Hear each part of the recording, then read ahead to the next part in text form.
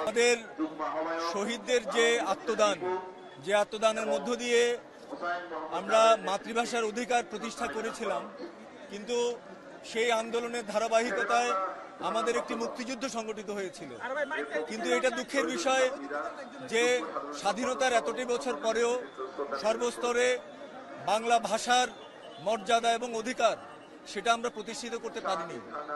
আমাদের এখানে শুধু বাঙালি নয়, আমাদের অন্যান্য যে জাতিগোষ্ঠী সমূহ আছে, অন্যান্য ভাষিক মানুষ আছে, তাদের যে মাতৃভাষার অধিকার সেটিও আজকে প্রতিষ্ঠিত হয়নি।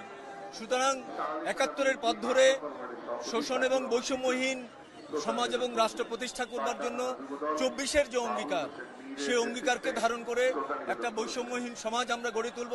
সে লড়াইয়ে বাংলাদেশের সমস্ত সংস্কৃতি কর্মীরা আছে, শিল্পীরা আছে এবং বাংলাদেশ উদীচী শিল্পী গোষ্ঠী সে লড়াইয়ের অগ্রভাগে আছে।